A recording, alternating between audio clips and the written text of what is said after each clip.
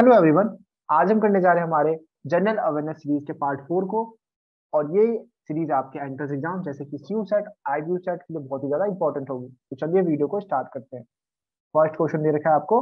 Article 340 of Indian constitution deals with finance commission, election commission, backward classes commission और D है आपके पास UPSC.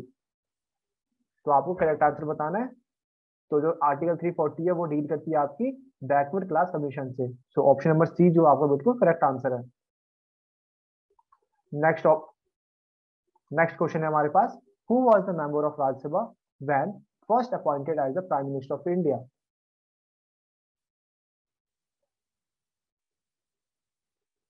तो कौन से मेंबर थे हमारे इनमें से राज्यसभा के जब वो अपॉइंट किए गए प्राइम मिनिस्टर ऑफ इंडिया के।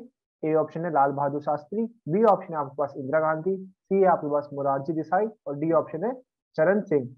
तो करेक्ट ऑप्शन क्या बताना है आपको। तो करेक्ट ऑप्शन है इसका option number B Indira Gandhi. ठीक है, वो मेंबर थी जब जब वो प्राइम मिनिस्टर ऑफ इंडिया बनी पहली बार।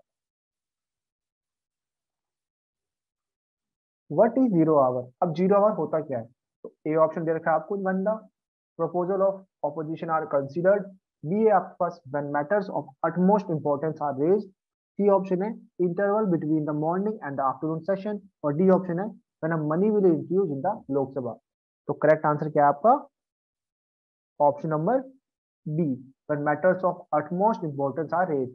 तो जीरो आवर में क्या होता है आपके जो बहुत इंपॉर्टेंट मैटर होते हैं वो उठाए जाते हैं। तो बी ऑप्शन बिल्कुल करेक्ट होगा। नेक्स्ट क्वेश्चन है हमारे पास।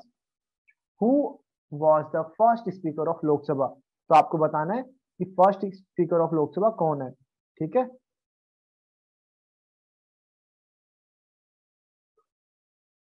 नाम दे रखा है आपको मलंकर, बी ऑप्शन दे रखा है आपको सी उपेंद्र, सी आपके पास अनंत और डी ऑप्शन है हुकुम सिंह। तो करेक्ट आंसर बताना आपको कि फर्स्ट स्पीकर ऑफ लोकसभा कौन थी। ठीक है, तो करेक्ट आंसर है आपका ऑप्शन नंबर ए मलक यंकर। ठीक है, तो ए ऑप्शन बिल्कुल करेक्ट आंसर है आपके पास। The Lok Sabha is called in the session for at many times at least how years। ठीक है, ए है आपके पास ट्वाइस, बी है आपके पास वंस, सी है आपके पास थ्राइस और डी ऑप्शन है आपके पास 4 टाइम्स। तो आपसे पूछा गया है कि लोकसभा का जो सेशन है वो कितनी बारी बुलाए जाते हैं साल के अंदर। तो वो है आपके पास 2 बारी, ट्वाइस। ठीक है, तो ये आपको याद रखना है, ये ऑप्शन बिल्कुल करेक्ट है। नेक्स्ट क्वेश्चन हमारे पास। What is the minimum percentage of seat a party should get to recognized as the opposition party in the legislature. अब कितने number of seat opposition party को जीतनी होगी ताकि वो ऑपोजिशन पार्टी कहला सके। तो ऑप्शन दे रखा है आपको 20%, बी दे रखा है आपको 15%, सी दे रखा है 10% और डी दे रखा है नो सच लिमिट। तो इसका आंसर जो है आपका, तो करेक्ट आंसर है आपका ऑप्शन नंबर सी 10%। ठीक है, तो सी ऑप्शन बिल्कुल करेक्ट है। नेक्स्ट क्वेश्चन हमारे पास। among the following for whose removal parliament resolution is not needed। A chief election commissioner, B governor of state, C है आपका जज ऑफ सुप्रीम कोर्ट और डी है आपके पास comptroller and auditor general of India.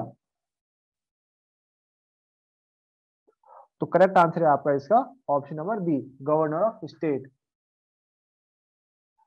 जब गवर्नर ऑफ स्टेट को हटाना होता है तो किसी भी पार्लियामेंट रिजोल्यूशन की जरूरत नहीं होती है। तो बी ऑप्शन इसलिए करेक्ट आंसर है। नेक्स्ट क्वेश्चन है। What type of party system has been evolve in India. अब कितने तरह की पार्टी सिस्टम इंडिया में चलती है। Single party, bi party, multi party और पार्टीलेस। तो करेक्ट आंसर है आपका सी मल्टी पार्टी सिस्टम इंडिया के अंदर है। तो सी ऑप्शन बिल्कुल करेक्ट आंसर है। नेक्स्ट क्वेश्चन है। The speaker of Lok Sabha is elected by. अब जो स्पीकर है लोकसभा का वो कैसे चुना जाता है। तो करेक्ट आंसर है इसका आपका option number C.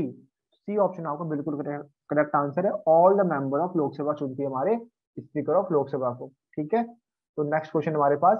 The constitution of India was adopted on. तो ये ऑप्शन, तो क्वेश्चन है आपका बहुत ही ज्यादा आसान क्वेश्चन है कि कॉन्स्टिट्यूशन ऑफ इंडिया को कब अडॉप्ट किया गया था। तो करेक्ट आंसर है इसका आपका ऑप्शन नंबर सी 26 नवंबर 1949। तो सी ऑप्शन बिल्कुल करेक्ट आंसर है।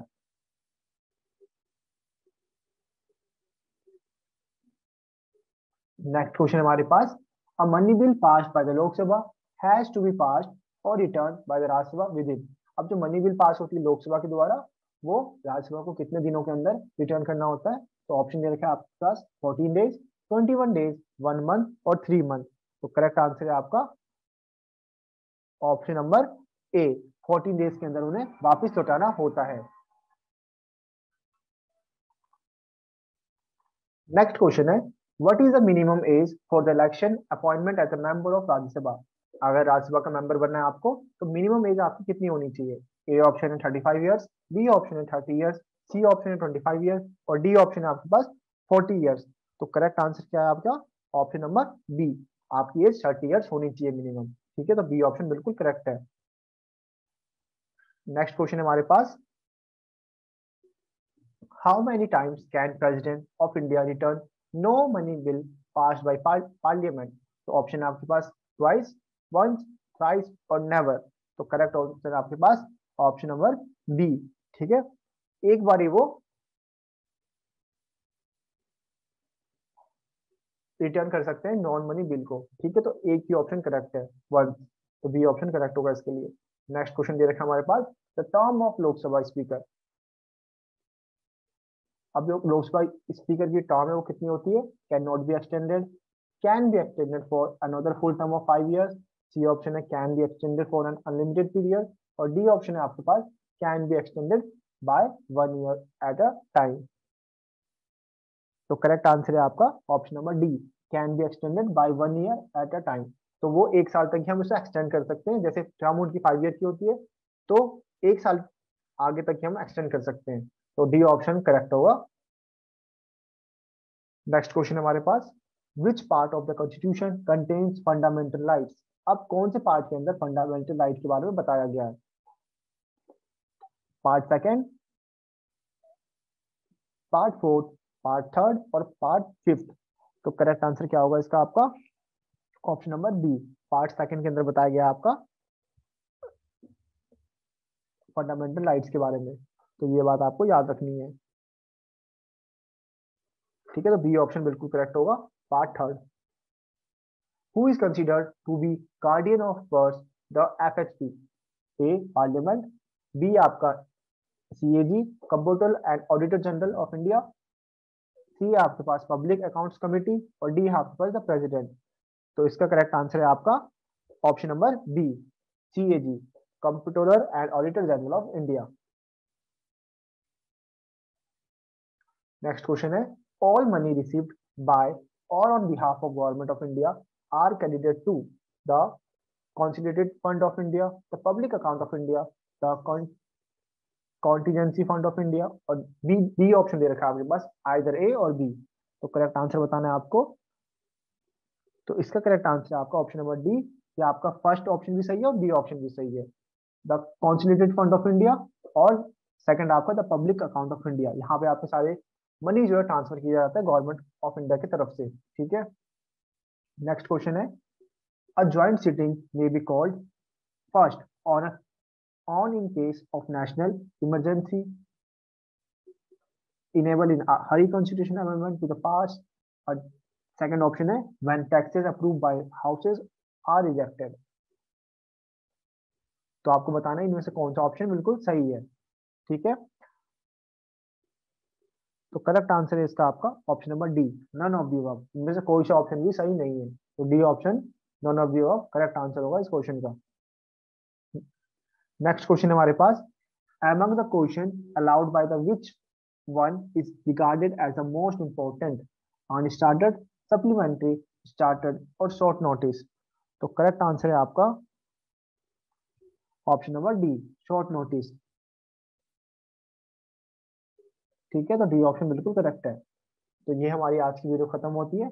अगर आपको कोई भी डाउट हो तो आप कमेंट सेक्शन में हमसे पूछ सकते हैं, और कोई भी आपको पूछना हो एंट्रेंस एग्जाम के रिलेटेड तो आप हमारे सोशल मीडिया हैंडल पर हमें फॉलो कर सकते हैं, आपके जवाब जरूर दिए जाएंगे। तो आज के लिए इतना ही, थैंक यू।